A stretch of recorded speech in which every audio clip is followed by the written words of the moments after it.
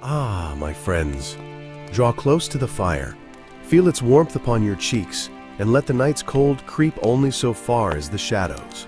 Tonight I will tell you of the first days, nay, the days before days, when the worlds were not yet shaped, and the air had not yet been breathed by man or beast. Before the moon first shone, before the sun had taken her place in the sky, before even the stars had learned their paths, there was Ginnungagap, the yawning void, an emptiness so vast that no mind, not even the keenest of the gods, could measure it. And this void, it was not like the nothing you and I know when we close our eyes and see only darkness. No, it was deeper, stranger. There was no up nor down, no near nor far, no sound to mark the passing of moments, only stillness. Yet, even in such stillness, there was division. For to the north of Ginnungagap lay a place older than memory, Niflheim, the mist world. And there, in the far shadows, stood the ancient well Ymir, from which flowed 11 rivers. These rivers did not run clear like the mountain streams we know. They were heavy with venom, and their waters bit with cold, more cruel than winter's heart. They rolled forth into the dark, and as they journeyed far from their source, the venom thickened, hardened, and turned to ice. The air there was sharp as broken glass. Every breath would freeze the lungs of mortal or beast. To the south of Ginnungagap lay another realm, Muspelheim. Ah, that was a place of the opposite kind. Blazing, unending, alive with a roar of flame. The ground glowed like molten gold, and sparks leapt skyward, as if eager to burn the very heavens. It was there that Surtur, the swarthy giant, kept his watch at the borders. In his hands he held a sword that blazed with such heat and light that the sun itself would seem pale beside it. Surtur, they say, will one day march forth at the world's end, setting all creation aflame, but, that is another tale for another night. And so, between these two mighty realms, Ginnungagap stretched, its center neither wholly cold nor wholly hot, a place where the breath of both lands began to mingle. From the north came slow-moving sheets of ice, rimed with frost so thick it shone white even in the void's dim light. From the south came winds heavy with the scent of smoke and embers, carrying the restless hiss of fire. It is here, my friends, that something wondrous began. The ice. It seemed to breathe. It groaned and shifted, as if sensing the warmth that crept toward it. And the warmth. Aye, it did not flee the cold. No, it pushed forward, for fire is ever hungry, and cold ever yielding in the face of heat. Slowly, cautiously, they met. When the first touch came, the frost began to melt, drop by drop. These were not drops as we know them, clear and sweet. They were thick with the venom of Niflheim's rivers, and they steamed when the sparks of Muspelheim fell upon them. Yet in that strange meeting, ice softened by heat cooled by ice, something stirred. From those drops came the first stirrings of life. But life, my friends, does not come gently into the world. In the quiet heart of Ginnungagap, where frost's breath mingled with the warmth of flame, the drops began to take form. Slowly they gathered into a shape, a great shape, the shape of a living being. Limbs, heavy and slow, stretched out, a head lifted from the darkness. And though no man yet walked the earth, and no gods yet ruled the heavens, this was the first living thing, the giant Ymir. Yet I will not rush ahead. For the birth of Ymir is a story all its own, and before you know him, you must know the world that cradled him, if indeed we may call Ginnungagap a cradle, for it was no gentle place. The cold could bite deeper than the sharpest steel, and the heat could sear the bones from flesh. And yet, in that endless balance between fire and frost, life had found a foothold. Aye, and it is here that our tale truly begins. For the meeting of fire and ice did more than awaken the first giant. It set in motion all that was to come. The realms were not yet 9, the gods not yet born, but the seed was planted, and like all seeds, it would grow into something far beyond the measure of its beginning. But remember this, my friends, from nothing comes nothing, save in the strange and secret heart of Ginnungagap, where opposites meet and change is born. Now, lean in closer, for the night grows cold. Let me tell you what happened when the frost and the flame gave shape to Ymir, the forefather of giants, and the one from whom both trouble and triumph would spring. And so it was that in the endless stillness of Ginnungagap, 2 great powers crept toward one another, one slow and heavy as the march of winter, the other swift and hungry as a blaze in dry pine. From the shadowed north came the breath of Niflheim, winds laden with frost, carrying shards of rime as sharp as spears. From the blazing south came the breath of Muspelheim, heat fierce enough to strip the flesh from bone, sparks leaping like fiery hounds set loose to hunt. I tell you, the void had known no such stirring before. For uncounted ages, cold had lain in its place, fire in its own. But now, by fate or some deeper will, they began to reach across the emptiness. From Niflheim's heart flowed the rivers born of the well Fergulmir, Svol, Gunthra, Fjorm, and many more, bearing in their waters not life, but venom, thick and biting. As they journeyed far into the gap, the venom froze into vast sheets of ice, piling layer upon layer. The air there was so bitter, you could not draw a breath without feeling it seize your chest. Even the stones, had there been stones, would have cracked beneath it. From Muspelheim's edge roared a different tide. The air shimmered with heat, and the very ground glowed like molten gold. Great rivers of flame ran like water, their sparks carried high into the gap on waves of scorching wind. There was a smell upon them, aye, the sharp tang of burning things, though there was yet nothing in the void to burn. It was the scent of fire itself, raw and eager. And so they drew nearer. The frost advanced, slow and patient, filling the northern reaches of Ginnungagap with jagged towers of ice and drifting clouds of frozen mist. The fire pressed forward, restless, spilling its sparks into the southern half. In the center, in the very heart of the gap, something strange took shape. Where frost met flame, there was no war, only change. The rime began to melt, drop by drop, the venomous ice turning to dark, heavy water. The sparks hissed and vanished in the drops, but the heat did not die.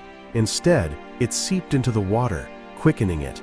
The frost, seemed to sigh as it yielded, and the fire seemed to lean closer, as though drawn by some promise it could not name. From that mingling came a warmth unknown in either realm, and in that warmth was the seed of life. The drops gathered, thick and slow, until they swelled into a shape, a great shadow in the mist and steam. Limbs took form, heavy and powerful. A head rose, crowned not with gold nor flame, but with frost. Breath came, deep and slow, steaming in the cold air. And so was born Ymir, first of the giants. But, my friends, the meeting of fire and ice did more than awaken Ymir. It marked the first stirring of creation itself. For as heat and cold embraced, the emptiness of Ginnungagap ceased to be still. The mist swirled, carrying the sound of dripping water, the hiss of quenched sparks, the groan of shifting ice. The void was no longer silent. And you might ask, was this by chance or by design? Aye, that is a question even the wisest skalds cannot answer. Some say it was the will of powers yet unborn. Others hold that fire and ice are eternal wanderers, fated always to meet and bring forth change. I myself have wondered if Ginnungagap was never empty at all, but only waiting for this meeting, so that life might take its first breath. Yet in that breath lay the seeds of both wonder and woe. For Ymir, though born of frost and fire, carried in him the harshness of both. From the cold he took his stubborn endurance, from the fire his fierce will. And in the days to come, his children would shape the fate of gods and men alike. But that is another step in the tale. For before Ymir could fill the emptiness with his kin, another marvel was born of the frost, one that would give him sustenance and bring forth a lineage that would one day challenge him. And so, my friends, let us leave the misted heart of Ginnungagap for a moment and follow the slow licking of salt upon ice, where another life stirred, Audhumla, the primeval cow. Aye, you remember where we left off. The frost melting in the breath of Muspelheim's warmth, the drops thick with the venom of Niflheim's rivers, falling slow into the heart of Ginnungagap. From these drops, shaped by the strange marriage of ice and flame, there rose the first living being. He was vast, so vast that the eye could not take in his full measure at once. His limbs were like the trunks of great pines, his chest broad as the mountain's face, and his voice was like the groan of a glacier shifting in the night. His skin shone pale beneath the frost that clung to him, and his eyes were cold and deep, as if they still remembered the stillness from which he had come. This was Ymir, whom the frost giants call our Gelmir. Now listen well, he was no god. The Aesir, in the ages to come, would name him the forefather of their foes, for in his blood and bone lay the seed of the race of Jotnar, the giants. And though Ymir was the first, he was not alone for long. The heat that had brought him forth still stirred within him, mingling with the deep cold of his nature. In the stillness of Ginnungagap, Ymir lay down to rest, and as he slept, a strange thing happened. From the sweat beneath his left arm, a man and a woman took shape, full-grown, fierce, and cold as their sire. From the joining of his feet, his feet, strange as it may sound, there came another, a son. Thus, without wife or mate, Ymir became the father of many, and from these were born the Hrimthursar, the frost giants. These children of Ymir spread quickly through the void.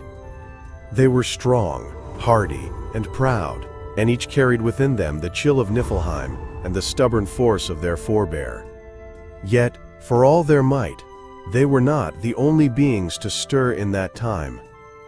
For even as Ymir roamed the emptiness, his great strides shaking the frost from unseen heights, another life was formed, born not of his body, but from the same meeting of ice and fire that had shaped him. In the place where the frost was thickest, there came forth Audhumla, the primeval cow. Her flanks were broad, her hide smooth and shining, and from her four udders flowed streams of milk, pure, rich, and unending. It was from these streams that Ymir drank, for there was nothing else in all the wide gap to give him sustenance. And so the giant grew strong, his voice louder, his steps heavier, his shadow stretching farther into the mist. Yet Audhumla herself had need of nourishment. She found it in the ice that lay in great blocks about her, each heavy with salt. Day by day she licked them, her tongue rasping against their frozen faces. And here, my friends, the old stories tell of another wonder. On the first day she licked, there came forth from the ice a single strand of hair. On the second, the shape of a head. And on the third, there stood a man, whole and strong. This was Búri, the first of the gods. Tall, fair, and mighty was he, with a face that shone with purpose. From him would come Borr, and from Borr the sons who would change the fate of all that lived, Odin, Vili, and Vé. But that is for the later part of the tale. For now, it is enough to know that in these days before the shaping of the world, two lines of being had come into the void, the giants of Ymir's kin and the blood of the gods, sprung from Búri. The frost giants looked upon the gods, forbear with suspicion, and though no war had yet begun, a shadow passed between their lines. For it is in the nature of the cold to resist the shaping hand, and in the nature of the gods to bring order where there is none. This difference, it would not be settled in peace. But the day of reckoning had not yet come. Ymir still walked in strength, his kin multiplying about him, his hunger sated by Audhumla's milk. The cow grazed upon the salted ice, her eyes calm, her breath steaming in the chill air. Búri, newly freed from the frost, stood silent, looking out upon the great emptiness. And all the while, the frost and fire still mingled in the depths of Ginnungagap, as they had from the first, weaving the fate of what was to come. Yet hear me now, though Ymir seemed mighty beyond all challenge, his end was already set in motion. For Búri's line, born of the same forces that had shaped him, would not walk beside the giants in friendship. And the clash between them would be the hammer blow that forged the world itself. But that belongs to the next turning of the tale, when the sons of Borr rise against the first giant, and the death of Ymir gives birth to all that is. Now, you must picture it well. In the vast, unshaped spaces of Ginnungagap, the children of Ymir were many. Born of his sweat and his strange mingling of frost and fire, they strode across the emptiness with the pride of those who had never known defeat.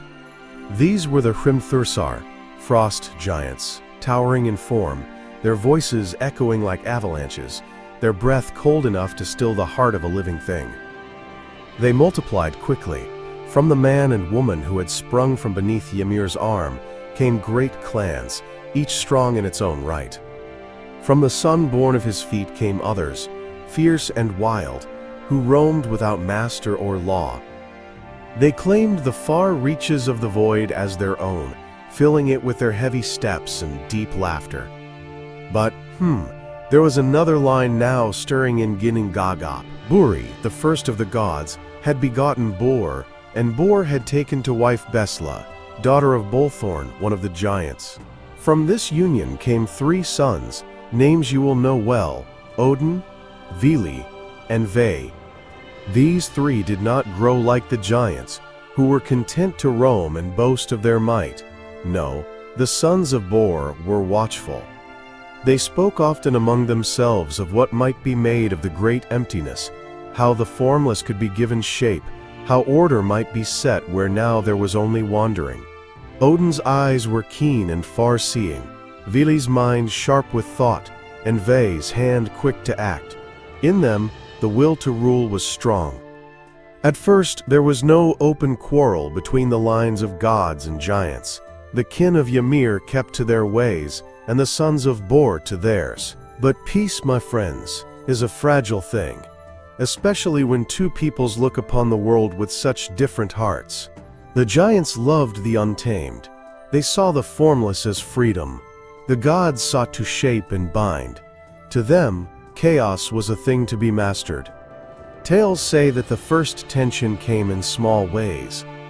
The sons of Borr, exploring the reaches of Ginnungagap, would claim certain grounds for themselves, marking them as if to keep them. Giants would laugh and sweep away the marks, declaring that no one could own the empty air or the drifting mists. Perhaps that seems little enough to quarrel over, but in such little things, greater storms are born. And then there was Ymir himself. Vast beyond all others, he strode as if the whole gap were his to command.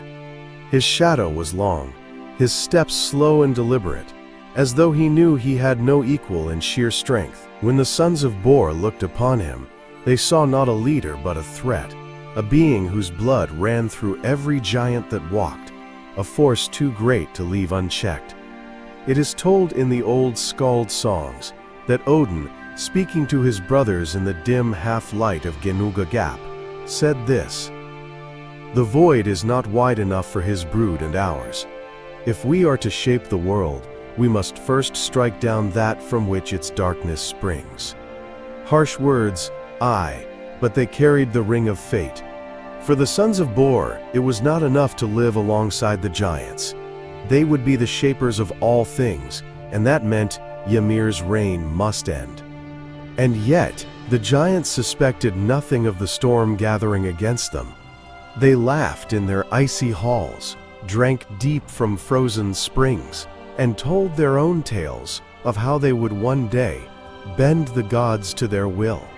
None could have guessed that the sons of Borr would soon act with a swiftness that would shake the foundations of all creation. But little did Ymir know, the brothers had already laid their plans. The time for words had passed. The stillness between gods and giants could no longer hold. In the deep places of Ginnungagap, the three sons of Borr, Odin, Borr and Vé stood together. Their voices were low, their eyes fixed on a single thought. Ymir must fall. They had watched him long, this forefather of frost giants. Watched the way his kin gathered at his side, the way his great shadow fell across the emptiness, claiming it without speech. And in Ymir they saw not only the might of the giants, but the root from which all of them sprang. So long as he lived, his brood would fill the gap, resisting the gods' shaping hand. Aye, and so they struck. No skald can tell you the place of that battle with full certainty. Some say it was fought where the frost was thickest, the breath of Niflheim curling about them in veils of ice. Others swear it was in the middle reach, where the warmth of Muspelheim still lingered in the air. Wherever it was, the clash began with a roar that tore the silence from Ginnungagap forever. Ymir rose to meet them, his steps like the crash of falling cliffs. His voice boomed. Some say he cursed them in the old tongue of the giants, others that he laughed, believing no three could stand against him. In his hands he wielded nothing but his strength, and that alone was enough to shake the gap. Odin moved first, striking with the will of one who sees beyond the moment. His spear bit deep, but Ymir did not fall. Borr came next, swift as the rushing wind, his blade carving lines of steam into the frost. Vé followed, fierce and unyielding, his blows raining like hail upon Ymir's vast form. It is said the ground beneath them groaned with the weight of their struggle. The frost cracked. The air hissed with steam where the giant's blood touched the lingering heat. Ymir's bellow shook the void, sending his kin running, some to aid him, others to flee the wrath that burned in the sons of Borr. But the three brothers did not relent. They pressed him from all sides, striking where his guard was weakest. At last, with a cry that echoed into the roots of all realms yet unborn, Ymir fell. The life left him in a great rush, his blood pouring forth in a flood, unlike any seen before or since. And here, my friends, is the terrible part. The blood did not merely pool upon the ground. It spread like a tide, filling the spaces of Ginnungagap, drowning everything in its path. The frost giants, Ymir's kin, were swept away in that crimson deluge. Only Bergelmir and his wife survived, climbing upon a great chest and riding the flood until its fury passed. From them would come the giants of later days. When at last the waters stilled, the void was changed. The body of Ymir lay vast and still, the blood-soaked mists curling over him. The brothers stood in silence for a time, their breaths slow, for they knew what they had done could not be undone. They had ended the first life born of fire and ice, and in so doing, they had cleared the way for the shaping of the world. But Odin's eyes, they were already searching the giant's remains. To him, Ymir's death was not an end, but a beginning. For in that great body lay the raw stuff from which a new realm could be made. And so the brothers set their hands to the work that would define all the ages to come. Aye, the flood had washed the slate clean. Now the sons of Borr would write upon it the story of Midgard itself. The battle was ended. The flood had stilled, and Ymir, the first and greatest of the frost giants, lay lifeless in the stillness of Ginnungagap. Around him the mist curled, tinged red by the waters of his blood. The air was heavy with a strange silence, not the old, empty silence of before, but the hush that follows a great storm. Odin, Vili, and Vé stood over the giant's body. They looked not with the eyes of warriors seeking trophies, but with the minds of shapers. And it was Odin who spoke first, his voice low but firm. "Here lies the raw stuff of all that may be. Let us build from him a realm where we and our kin may dwell." The brothers set to their work. From Ymir's flesh, they formed the earth itself, broad and solid beneath the feet. His blood they let flow into the hollows, making the seas, the lakes, and the rivers. Aye, the salt you taste in the ocean comes from that first, bitter flood. From his great bones they raised the mountains, jagged and high, their peaks catching the first light that would ever shine upon them. His teeth, broken and scattered, they set as stones and boulders across the new land. From the shards of his bones they formed cliffs and crags, so that the earth would have both beauty and danger. And what of his skull? Ah, that they lifted high and made into the sky itself. From within it they set the fires of Muspelheim, shaping the sun and the moon and scattering sparks to become the stars. These they fixed in place so they might guide those who would walk the earth below. The dome of the skull they propped upon 4 mighty dwarves, Nordri, Sudri, Austri, and Vestri, each standing at a corner of the world, holding it aloft. His hair they spread as forests, so that the land would not lie bare. And from his great eyebrows, aye, a strange choice but a true one, they fashioned a wall, high and strong, to encircle the realm of men. This they would one day call Midgard. From his brains they made the clouds, drifting soft and white across the new sky. And in the deep places, where his blood still lay pooled, life would one day stir in forms unknown even to the gods themselves. Think on this, my friends. From the ruin of the first life came all the beauty of the world. The fields where grain would grow, the seas where fish would swim, the mountains where eagles would cry. All of it was shaped from what once was Ymir. Creation, is often born from ending. When the work was done, Odin, Vili, and Vé looked upon the realm they had made. The seas lapped against the shores, the mountains rose into the fresh sky, the forests whispered in the new wind. And yet, the land was empty. No voices sang across the meadows, no footsteps marked the soil. There was still more to be done. The brothers knew this world must be peopled, for what is a realm without those to walk it? But that part of the tale, my friends, is another matter. Before the first man and woman could draw breath, the 9 realms themselves had to take their places. And so, from the shaping of the earth, the sons of Borr turned to the shaping of the great order of the worlds. The sky above would be Asgard, home of the gods. The earth in the middle, Midgard, home of men.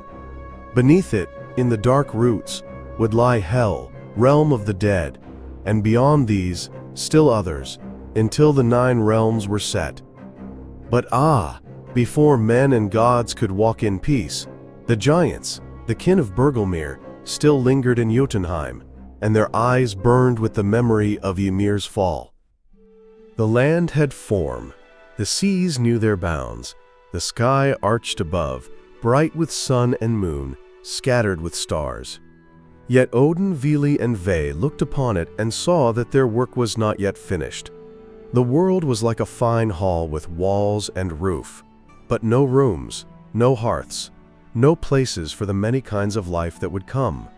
And so they turned their hands to the greater ordering, the crafting of the 9 realms. First, they raised high Asgard, a shining realm in the heavens where the gods would dwell. Its halls would one day ring with feasting, with the sound of the skald's harp and the clash of warriors, shields. Here the Aesir would sit in council, watch over the other worlds, and guard the order they had brought into being. Beneath Asgard they shaped Midgard, the middle realm, the home of men, though men had not yet been made.